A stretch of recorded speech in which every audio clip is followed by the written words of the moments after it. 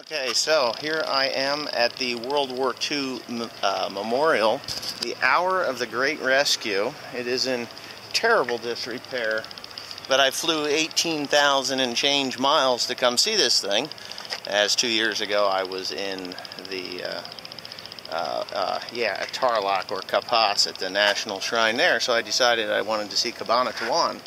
So that's what I did. Anyway, here, and I'm going to just scan this. You guys can pause it as you go, but there's an hour here, and this just tells you this just tells you a little bit about this memorial.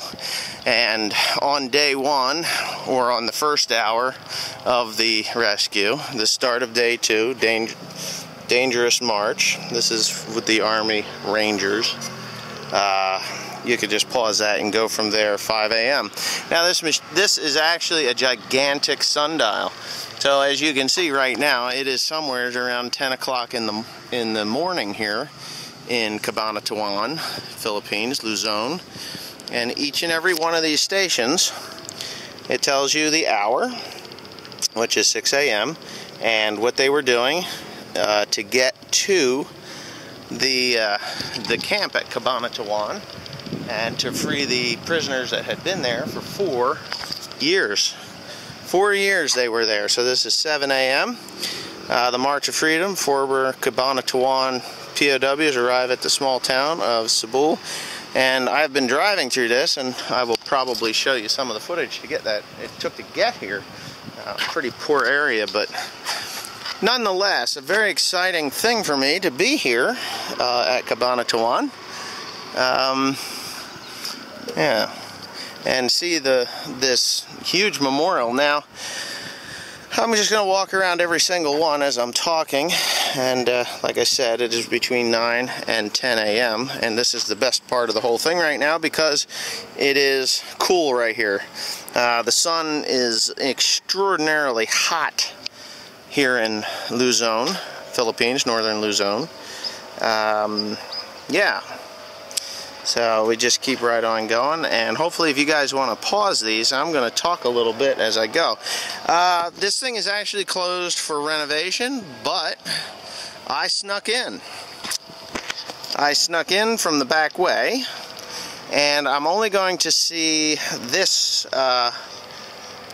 particular, this monument. This is actually the Filipino wall, or like the wall with the names on it is all there, and you can see this fiberglass and stuff, and it's in pretty bad shape. It's unfortunate, but the fortunate thing is they're actually going to spend the money and make this memorial what it should be again. So each and every one of these hours, this is now at 5 p.m. in the afternoon, we're 12 hours from where I started, and of course, we get to hear we're able to walk on to Ranger escort to Balangkarin as soon as they could assemble at 9 p.m. Civilians provided more food and water for the prisoners of war. Now, the funny thing about this is that, it's not funny, but the Filipino people were very proud of the Americans, and of course they were part of America, and we're glad that the Americans were here, and they joined forces to free these POWs. So I would walk up that thing, but I don't want to draw too much attention to myself, as for I'm not supposed to be here. But these are some of the names that are on the wall here.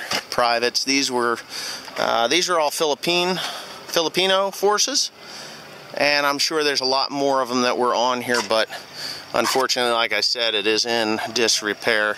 And the kids hang out here, you know. I'm sure it's out in the middle of province, so there's nothing but rice paddies all around. This is really cool, though. And this is something you don't see in any of the U.S. Memorials, is mango trees. Gotta love mangoes. I do. I like the Philippine mangoes. They're really good.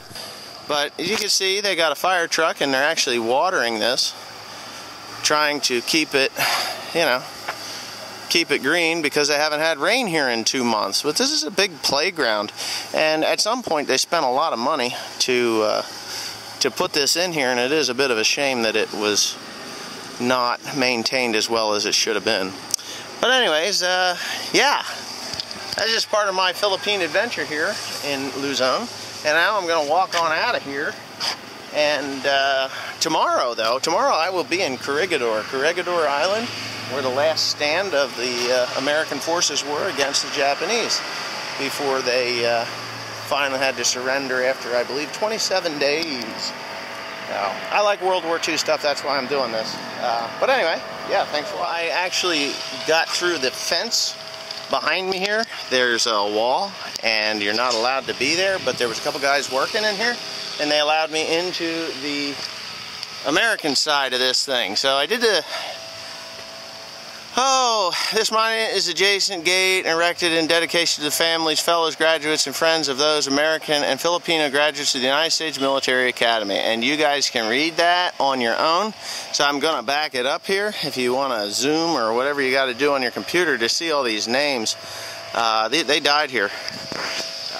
Anyways, yeah, so I had to get the second part of it, but as you can see, everything is closed down. Well, this gate is open, but they only open this up. You cannot get through the gate down the other end, but somehow I managed to get through here.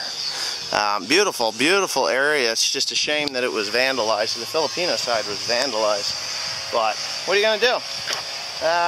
It is the way it is here in the Philippines. So anyways, this is the defenders of what is that, Bataan and Corregidor.